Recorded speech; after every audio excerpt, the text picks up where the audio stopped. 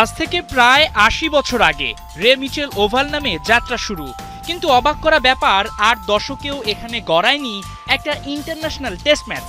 এমন একটা ভেন্যুতেই ইতিহাসের সাক্ষী হতে যাচ্ছে বাংলাদেশ। তবে না, নাজমুল শান্তদের জন্যই যে উদ্বোধনের জন্য এত বছর রেখে দেওয়া হয়েছিল ম্যাকাইয়ের ভেন্যুটা, বিষয়টা কিন্তু মোটেও তা নয়।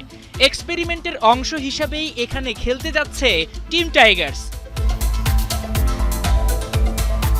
অস্ট্রেলিয়ার কুইন্সল্যান্ড অঙ্গরাজ্যের ম্যাকাই শহর, সমুদ্র, প্রকৃতি আর গ্রেট ব্যারিয়ার রিফের জন্য পরিচিত এই অঞ্চল। আর এখানেই দাঁড়িয়ে আছে টাইগারদের দ্বিতীয় অজিবোদের মিশনে থাকা গ্রেট ব্যারিয়ার রিফ অ্যারেনা। ১৯৪৮ সালে হ্যারপ্পার ক্রীড়া কমপ্লেক্সের অংশ হিসাবে যাত্রা শুরু করে এই ভেন্যু। পরে আন্তর্জাতিক স্ট্যান্ডার্ডের জন্য ধাপে ধাপে করা হয় সংস্কার।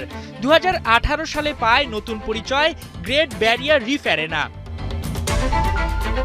২০২১ সালে বড় ধরনের আধুনিকায়নের পর যোগ হয় নতুন গ্র্যান্ড স্ট্যান্ড, ইন্টারন্যাশনাল মানের মিডিয়া সেন্টার, ড্রেসিং রুম ও ফ্লাড লাইট, যেখানে একসঙ্গে বসে উপভোগ করতে পারে মাত্র ১০,০০০ দর্শক।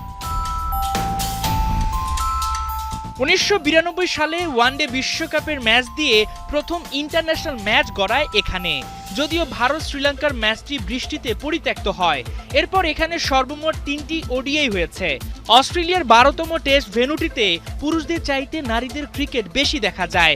তাছাড়া ঘরোয়া ক্রিকেটেও ভেন্যু হিসেবে ব্যবহৃত হয় গ্রেট ব্যারিয়ার রিফ অ্যারেনা।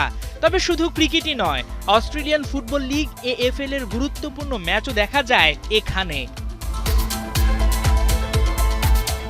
তবে ইতিহাসের সবচেয়ে বড় অধ্যায়টি লেখা হচ্ছে এবার।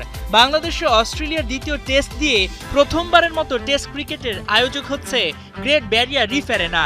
এরই মধ্যে সোল্ড আউট প্রথম দিনের টিকিট। তবে প্রশ্ন থেকেই যায়, একটা অচেনা স্টেডিয়াম যেখানে কখনো টেস্টই হয়নি, সেখানে দেয়া হলো বাংলাদেশের ভেন্যু, যেখানে দর্শক ধারণ ক্ষমতা মাত্র ১০,০০০। যদিও এসব নিয়ে ভাবার সময় নাই শান্তদের। ডারউইনে যেভাবে ইতিহাস গড়েছে টাইগাররা, ঠিক একইভাবে ম্যাকাইতে ইতিহাস গড়বে বাংলাদেশ, এমনটাই প্রত্যাশা। আর ইতিহাস গড়লে তো সেটা ওই ১০,০০০ দর্শকের মধ্যেই নিশ্চয়ই আটকে থাকবে না। হাসান সজীব, ৭১।